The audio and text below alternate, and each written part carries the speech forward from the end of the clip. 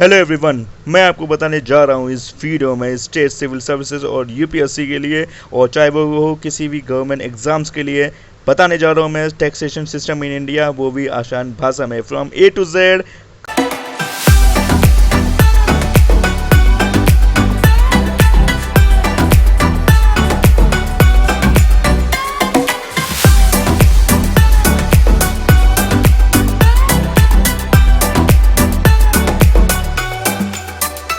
तो let's go guys. अब कितने तरह के टैक्सेस होते हैं? Oh my God, there are lot of taxes, but don't worry, मैं आपको समझाऊंगा एक एक टैक्सेस एक एक तरीके से, राइट। सबसे पहले हम लोग समझते हैं कि तीन तरह की गवर्नमेंट है, वो हम सभी जानते हैं कॉन्स्टिट्यूशन में, central government, state government, local government, right. अब हम लोग इस वीडियो में सेंट्रल गवर्नमेंट के टैक्सेस देखेंगे। स्टेट गवर्नमेंट के अलग अलग टैक्सेस होते हैं, राइट, और लोकल लेवल पे आप सभी जानते हैं। सबसे पहले हम देखेंगे कि कौन से टैक्सेस लगाती है central government, right. Central government के जो टैक्सेस होते हैं, जो सेंट्रल लेवल पे जो टैक्सेस होते हैं, वो कलेक्ट और इम्पोज दोनों सेंटर करती है, हालांकि वो शेयर कर सकती है स्टेट के साथ, राइट। अब एक एक करके हम लोग देखेंगे कौन कौन दो तरह के टैक्सेस होते हैं। डायरेक्ट टैक्स होता है और होता है indirect taxes, right. Direct taxes वो टैक्सेस होते हैं जो कि डायरेक्टली पेड किए जाते हैं, जिस पे लगाया जाता है, वो डायरेक्टली गवर्नमेंट को देता है, ठीक है। और इनडायरेक्ट टैक्सेस वो टैक्सेस होते हैं जो लगाया तो किसी और पे है, उसने अपना बर्डन किसी और पे ट्रांसफर कर दिया, उसने अपना किसी और पे ट्रांसफर कर दिया, और अल्टीमेटली कंज्यूमर को वो टैक्सेस देना पड़ता है, राइट। ये मेन डिफरेंस है डायरेक्ट टैक्सेस का और इनडायरेक्ट टैक्सेस का, ठीक है। इनडायरेक्ट टैक्सेस वो टैक्सेस होते हैं जो कोई और पे करता है पर लगता है किसी और पे है, और direct taxes are those taxes which are paid by directly by the persons on whom it is imposed, right? अब डायरेक्ट टैक्स भी दो तरह के टैक्सेस होते हैं, इनकम टैक्स होता है और वेल्थ टैक्स होता है। मेजॉरिटी ऑफ द, अब इकोनॉमिक सर्वे और बजट में भी दिखाया गया है कि इनकम टैक्स सबसे ज्यादा कंट्रीब्यूशन है आफ्टर जीएसटी, राइट। अब इनकम टैक्स भी कई तरह से जो है डिवाइड है।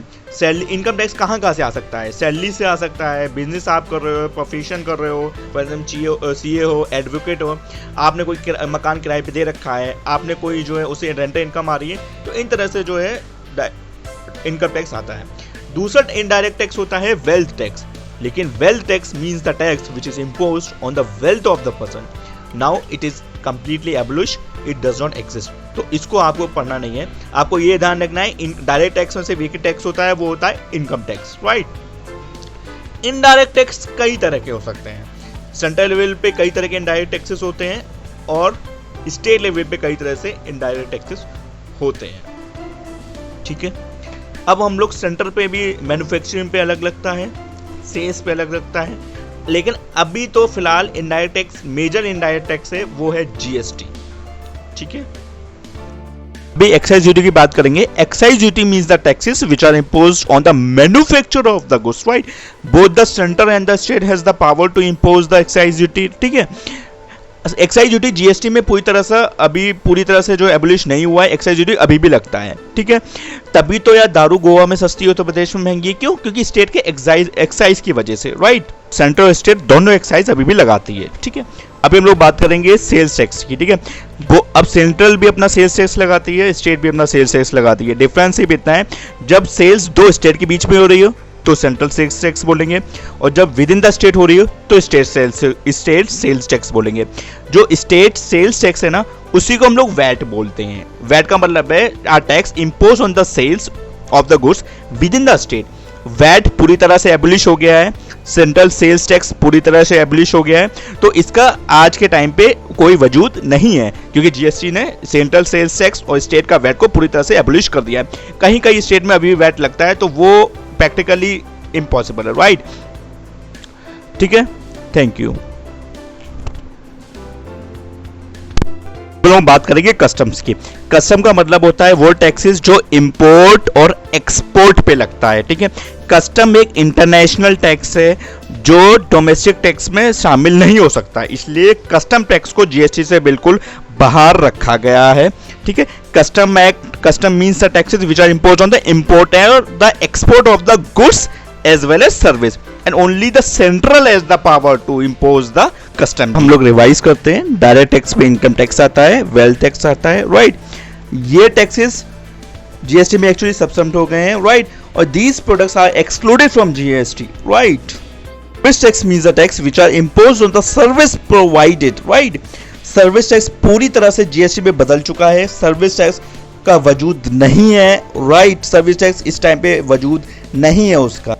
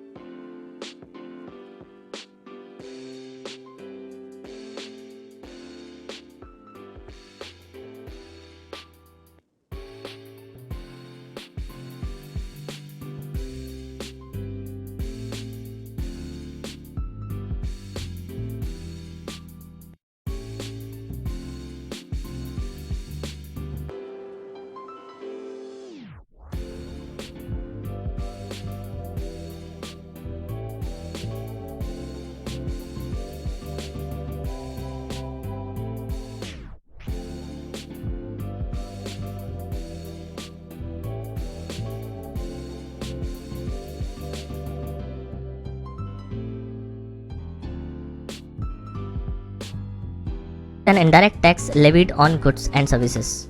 It is clear that GST is an indirect tax and it is not going to have any impact on rates or structure of direct taxes, which mean income tax rates and its levy will remain same. The reason it will be a game changer once implemented is because GST will replace major indirect taxes that are levied by center and state. What does it mean? Taxes such as excise duty, service tax, VAT, luxury tax, entertainment tax will all be replaced by a goods and services tax. There will be two parts of GST.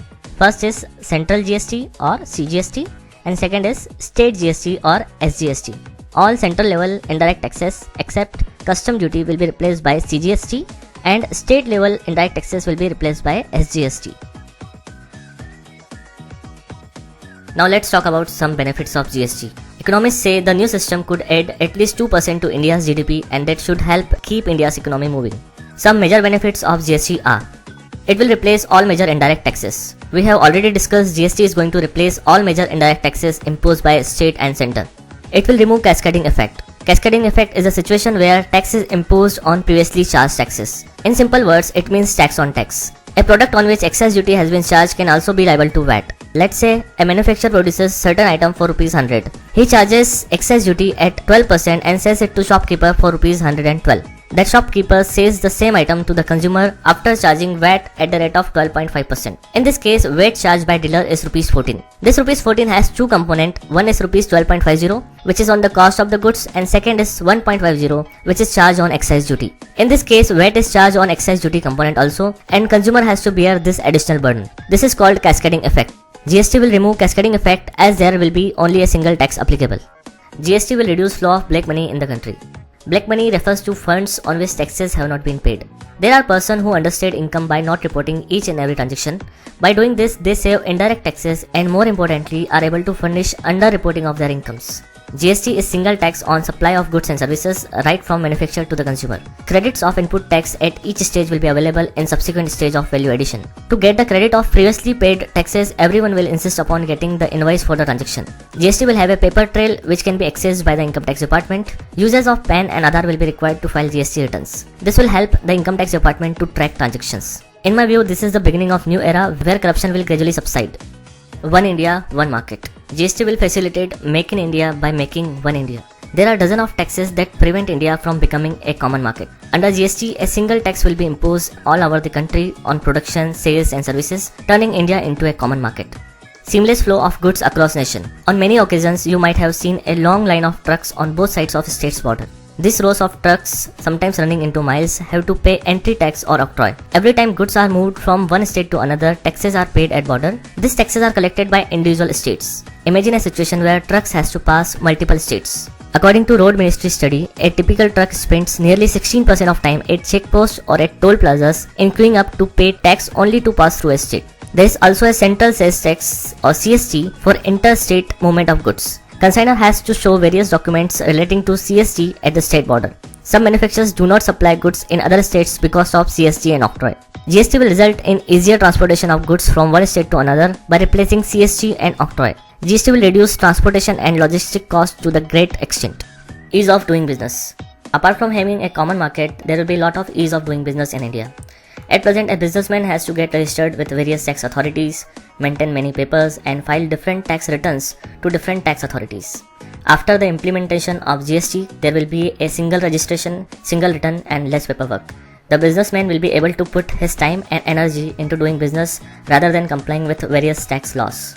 Now let's come to most important part of GST, which is rate of GST. Government has recently announced the rates of new GST regime. There will be 4 main tax slabs ranging from 5% to 28% under goods and services tax. These 4 rates are 5%, 12%, 18% and 28%. According to government, essential items including food items will be taxed at 0%. The lowest 5% rate would be for commonly used items, while 12% and 18% will be 2 standard rates. The highest 28% will be applicable on luxury items. Now let's have a look how it is going to impact a common man. In the current non-GST regime, indirect taxes on goods are 27 to 32% of the cost of goods in general and about 15% of cost of services. However, once GST comes into effect, the cost of goods is likely to come down while the cost of services will rise. But overall tax burden on the consumer is likely to reduce in general. There are certain items on which GST will not be applicable. For example, alcohol, tobacco, petroleum products.